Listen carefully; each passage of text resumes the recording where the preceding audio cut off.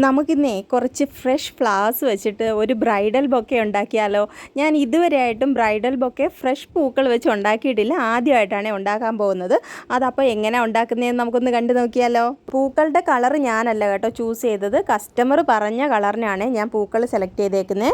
എന്നാൽ പിന്നെ നമുക്ക് തുടങ്ങിയാലോ? ഞാനിവിടെ ഒരു എന്താ പറയുക, കൈ പിടിക്കേണ്ട ഈ ഒരു സൂത്രം, അതിൻ്റെ പേരൊന്നും എനിക്കറിയത്തില്ല കേട്ടോ. ഇത് ഞാൻ മേടിച്ചിട്ടുണ്ട്. അതിൻ്റെ ടിപ്പിലായിട്ട് ഒയാസീസ് ഘടിപ്പിച്ച് വെച്ചിട്ടുണ്ട്. അപ്പോൾ അവിടെയാണ് നമ്മൾ കുത്തി കൊടുക്കേണ്ടത്. ഞാൻ ഇതിനായിട്ട് സെലക്ട് ചെയ്തേക്കുന്ന പൂക്കളെന്ന് പറഞ്ഞാൽ റോസാപ്പൂക്കളാണ്, പിങ്ക് കളർ റോസാപ്പൂക്കൾ. പിന്നെ ക്രിസാന്തമത്തിൻ്റെ 2 വെറൈറ്റി ഉണ്ട്. അതുപോലെ തന്നെ കാർണേഷൻ പൂക്കളുണ്ട്. പിന്നെ നമുക്ക് അത്യാവശ്യമുള്ള കുറച്ച് ഇലയും വെച്ചിട്ടുണ്ട് കേട്ടോ. സാധാരണ ഏതൊരു വീഡിയോ എടുത്താലും ഞാൻ ബെൽറ്റ് ഒന്നും കെട്ടാറില്ല. ഇതുപോലെ നടുവേദനയ്ക്ക് ഞാൻ മാക്സിമം അല്ലാതെ തന്നെയാണ് വീഡിയോ എടുക്കാറ്. പക്ഷേ ഇന്ന് എനിക്ക് ഒരു നിവർത്തിയില്ല. കാരണം ഒത്തിരി ഓർഡർ ഉണ്ടായിരുന്നു. എല്ലാം കൂടെ ചെയ്ത് തീർന്നപ്പോഴത്തേക്ക് എനിക്ക് വീഡിയോ എടുക്കണമെങ്കിൽ ബെൽറ്റ് കെട്ടാതെ എനിക്ക് ചെയ്യാൻ പറ്റാത്തൊരവസ്ഥയിലാണ് ഞാൻ ബെൽറ്റ് കെട്ടിയേക്കുന്നത്. ഇതുപോലത്തെ ബ്രൈഡൽ ബൊക്കെയൊക്കെ ചെയ്യുമ്പോൾ നമുക്ക് കൈ പിടിച്ച് വെച്ചിട്ട് ഇത് പൂക്കൾ കുത്തി കൊടുക്കാൻ പറ്റത്തില്ല. അതിന് വേണ്ടിയിട്ടാണ് ഞാനിവിടെ ഒരു മഗ്ഗിനകത്ത് വെച്ചേക്കുന്നത്.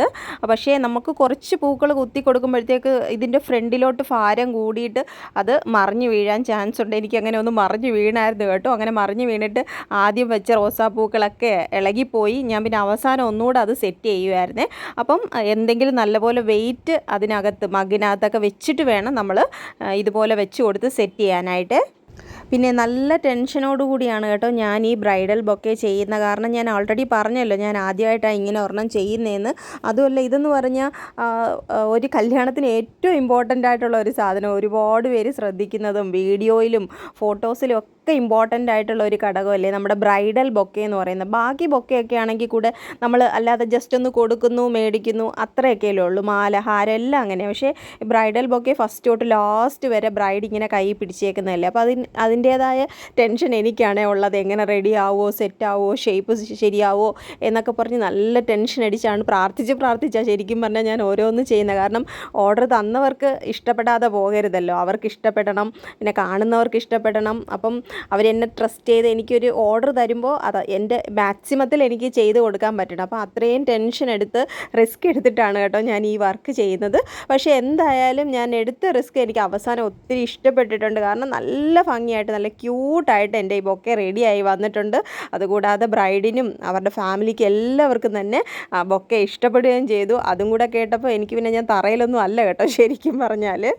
പിന്നെ ഏതൊരു ഫ്ലവർ അറേഞ്ച്മെൻറ്റ് ഞാൻ ചെയ്താലും എനിക്ക് ഒരു പൂർണ്ണത കിട്ടുന്നത് ആ ഒരു ജിപ്സം പൂക്കൾ, അതായത് വെള്ള കളർ ഇങ്ങനെ മൊട്ട് പോലെ ഇരിക്കുമല്ലോ നമ്മുടെ ബീഡ്സ് പോലെ, എനിക്ക് അത് വെച്ചാൽ മാത്രമേ എനിക്ക് തൃപ്തിയാകത്തുള്ളൂ കേട്ടോ. അത് എൻ്റെ കുഴപ്പമാണോ അല്ല അങ്ങനെയാണോ എന്ന് എനിക്കറിയത്തില്ല. എനിക്കത് വെച്ചാൽ മാത്രമേ അതിനൊരു കംപ്ലീറ്റ് ആയിട്ടുള്ള ഒരു ഫീൽ എനിക്ക് കിട്ടത്തുള്ളേ. അത് കാരണം ഞാൻ ഏതൊരു വർക്ക് ചെയ്താലും മാക്സിമം അത് ആഡ് ചെയ്യാൻ ശ്രമിക്കുന്നതാണ്. പക്ഷേ അതിന് നല്ല കോസ്റ്റ്ലിയാണ്. എന്നാലും കുഴപ്പമില്ല. ഈ ബ്രൈഡൽ ബൊക്കെ എന്നൊക്കെ പറയുമ്പോൾ നമുക്ക് എത്രയും മാക്സിമം ബ്യൂട്ടിഫുൾ ആക്കാൻ പറ്റുമോ അത്രയും ആക്കണമല്ലോ. അപ്പോൾ അത് ഞാൻ വെച്ച് കൊടുത്തിട്ടുണ്ട്.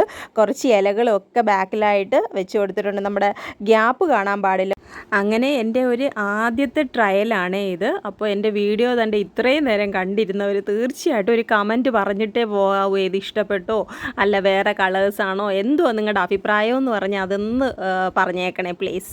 അങ്ങനെ കുറേ മണിക്കൂറത്തെ കഷ്ടപ്പാടിനൊടുവിൽ നമ്മുടെ ബ്രൈഡൽ ബൊക്കെ ഇവിടെ റെഡി ആയിരിക്കുകയാണ്.